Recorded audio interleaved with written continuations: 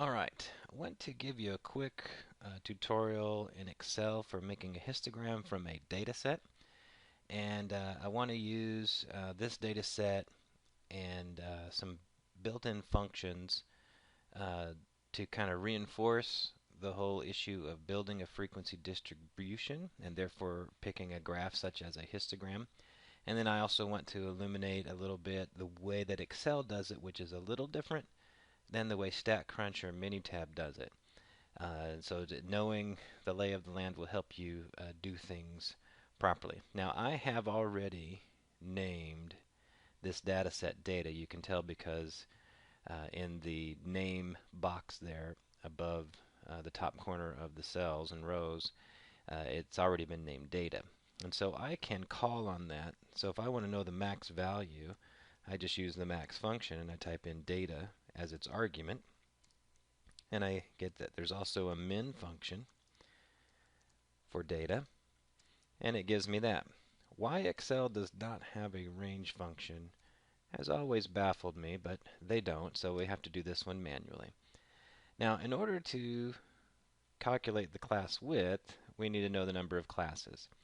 Typically, your problems will specify the number of classes, and sometimes that's okay.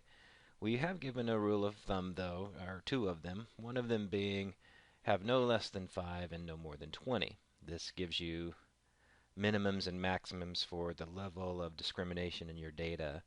Uh, you have too few classes and everything's lumped together without much distinction, and more than 20 is too much more. How do you know when to fit it in between 5 and 20? Well, another rule of thumb says the square root of the sample size. So we're going to need to count this sample size so that we can figure that out. But I need to write a formula. So at this point of the video, you could sort of either just wait it out and ignore it, because I'm going to give some advanced function manipulations here so that it would be automated, and I'll upload this sheet for you. Uh, or you can just, once you get done listening to me talk about these advanced formulas, just type it in, do it manually. That'll be your call, but I'm going to go ahead and show you some advanced Excel function manipulations here. So I have these if conditions. If it's less than 5, do that. If it's greater than 20, do this other thing. Else, just do the square root of the sample size. And then we'll need to round it up as well. So we need a whole number for the number of classes. You can't have 8.28 classes or something like that. So start off a formula. If is a built-in logical function. And I want to test for something. I want the square root of the sample size. I want to see if it's less than 5. So the square root, sqrt is a function, of the sample size, which is going to be a count of what? Of the data set. So if the count, the square root of the count of the data is less than 5, then just give me 5, because I need the minimum number of classes to be 5, or bins, if you will. That's what Excel and a lot of statistical evaluation packages will say. Now, normally in an if function, the third argument, you do a test. And then the second argument is if it passes the test, return this. Otherwise, do something else. Well, I still have one more if condition if the sample size is bigger than 20. So I can put another function. I can nest another if function, and it's going to be the same structure. If the square root of the count of the data is greater than 20, then return 20, else just give me the square root of the sample size, round it up. So there's a function called roundup, and it doesn't do anything for your weeds. I want to round up what? The square root of the count of the data. All right, and then we want to have it go to 0. I think I've messed up the parentheses, but it'll probably fix it for me. Let's see here.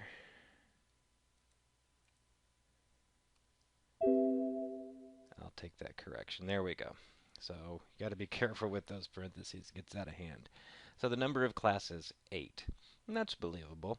Now the class width, That's simply going to be the range divided by the number of classes.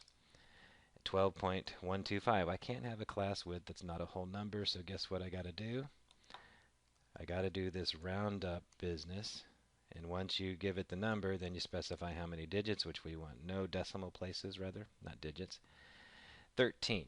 The class width is 13. So, what I can do is fill these bins. Now, how do we, in the book it said start with the minimum entry. All right. So that's the min.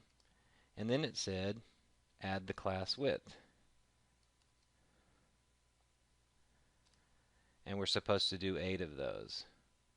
4, 6, 8. Oops.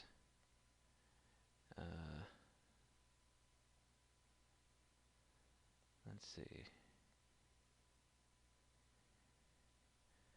Wonder why it's not copying these formulas.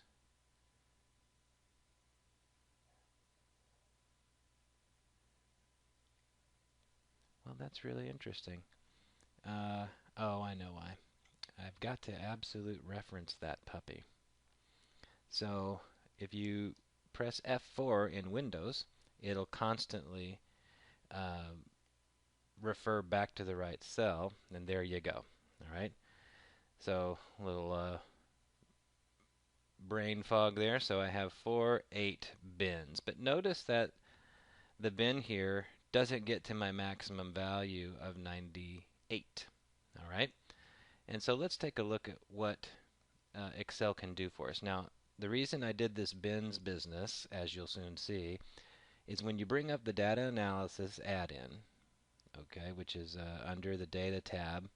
Well, the add-in option isn't there. That's under file and options, I believe. We go to all these things here, and histogram is one of the options. So I could simply, for my input range, which it's already done this once, I could type in data, okay, and then I could type in whatever I've named that field there, all right, and it's got currently has the range functions in there. I can tell it where to output, which is where the cell currently is, and I want a chart as well. So it gives me both a frequency distribution chart as well as a histogram. Now notice what happened here. In the bin 1, there was a frequency of one thing, and that's because there is only one value of 1 in this whole list. So what the Excel definition of a bin is whatever you put here, that's the upper limit. In the textbook, it demonstrates when you're doing this by hand, you actually have a range of values in each bin. And by definition, in Excel, whatever you put in this bin definition is an upper limit. All right? And notice it has some stuff hanging out above the bin called 92. All right? So it didn't get to our maximum value, and it should have. So I'm going to do another bins business here. And what I'm going to put here is the minimum value plus the class width, and that'll be an upper limit. And then here I want to add the class width to the previous row entry. All right, and let's see what happens when we do. There's 4, 6, 8 options. Oh, it did it again. I've got to remember to do this absolute referencing business. Again, it's the F4 button. All right, get you that. Keep referring back to the singular value.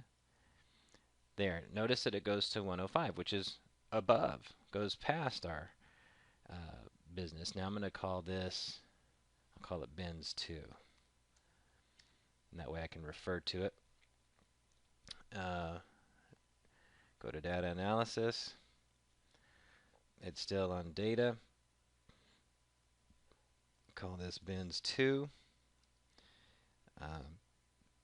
Let's find a different spot. And that should work. Bin range can't be empty.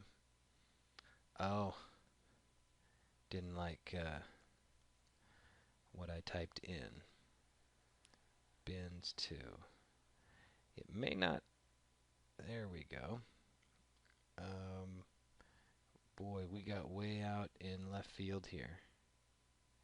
That is an interesting result. I don't think I've ever had that happen. I'm going to take this thing here, slide it over, paste that back. There we go. That's an interesting one. All right, so you can see here that there's 11 items in that bin with an upper limit of 14, and then 5 things going all the way up to 105, which would include our maximum value of 98. So it's catching that. Notice here and here that 92 was our next to the last bin in the first one, and it's now it's next to the last because there's nothing above our maximum bin size. And both of these histograms are not normally distributed. There's a sort of random distribution. And that's because this data set was randomly generated, as best as Excel can do that. So my goal here was to simply show you how to take a data set, get the class width by using Excel formulas, and then generate some histograms. Now I had given a very complex formula for finding the number of classes here. You do not need to bother with this if you don't want to. You could simply just type in the number of classes. So when you download this spreadsheet, if you want to use it, do whatever you want with that, because mostly your problems will specify the number of classes. They won't expect you to figure out what the number of classes should be. All right. So hope that helps you, and look forward to the next video where I'm going to take StatCrunch, Excel, and Minitab all at the same time.